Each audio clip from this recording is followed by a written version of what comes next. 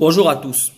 Le travail d'un penseur est de prendre les idées de ceux qui le contredisent et de s'attaquer de la manière la plus violente à tous les points faibles de son idéologie, afin de constamment tester s'il n'y a pas une erreur qui l'éloignerait de la vérité, ou à contrario, si sa position est suffisamment solide pour contredire ses contradicteurs. Cet exercice va de l'idée que nul n'a de force contre la vérité, mais seulement pour la vérité, ce qui, entre autres choses, signifie que la vérité est suffisamment robuste pour résister à toutes sortes d'attaques, donc elle n'en a pas peur. La vérité ne déteste pas ses contradicteurs, car plus ils essaient de la contredire, plus ils lui permettent de s'articuler avec clarté. Donc dès que tu es en discussion avec quelqu'un et que la personne n'arrive pas, par exemple, à argumenter sans en venir aux attaques personnelles, alors la personne soit ne se tient pas du côté de la vérité ou ne comprend pas lui-même ce qu'il dit. Dans les deux cas, ses propos n'ont que très peu de valeur. L'homme intelligent sait dissocier la vérité de celui qui la proclame, c'est-à-dire que une chose vraie reste vraie, même dite de la bouche du pire des hommes. Par exemple, lorsque Pilate appelle Jésus roi, avant de le faire assassiner, ce qu'a dit Pilate n'en demeure pas moins vrai. Jésus est roi. Tu peux aussi être du côté de la vérité, mais avoir ajouté à celle-ci tellement d'artifices et ou de mensonges afin de la soutenir que celle-ci paraît fausse bien que vraie.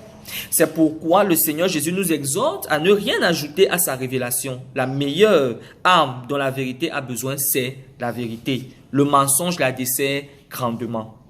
Ce n'est pas parce que tu ne peux pas contrer un argument que cela veut dire que tu es forcément dans l'erreur.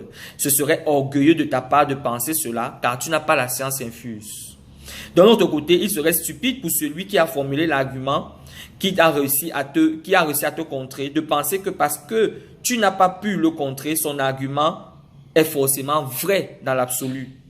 Cela peut aussi vouloir dire, par exemple, que toi, son interlocuteur, n'a pas eu la capacité de répondre. Mais, notons quelque chose de très important, c'est que si un argument réussit le test du temps, sans être contredit durant des années, des siècles, on est donc en droit de pouvoir dire que cet argument est vrai, until proven otherwise. La quête de la vérité est une quête perpétuelle. Elle demande beaucoup de patience, de travail, d'humilité, de bonne foi et de détachement. Il faut de la patience car elle demande du temps. Il faut des heures et des heures. C'est à ce prix que l'on peut avancer vers la vérité. Elle demande du travail car il faut se retrousser les manches et aller chercher la vérité où elle se trouve. Elle demande de l'humilité car il faut sans cesse se remettre en question et donc éviter d'avoir l'orgueil de croire qu'on est arrivé. Si on prend dans la Bible l'histoire de ce prophète qui a été contredit par l'âne, on peut se rendre compte que tout prophète de l'Éternel qu'il était, un simple âne, a pu le contredire.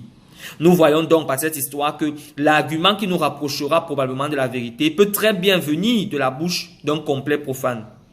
Donc, il nous faut aussi être de bonne foi, car des fois nous aurons tort et il faudra accepter que l'argument de l'autre est meilleur. Et pour finir, il faut du détachement pour ne pas prendre la contradiction comme une attaque personnelle, ce qui brouillera notre jugement et ne pourra pas nous permettre de débattre sainement.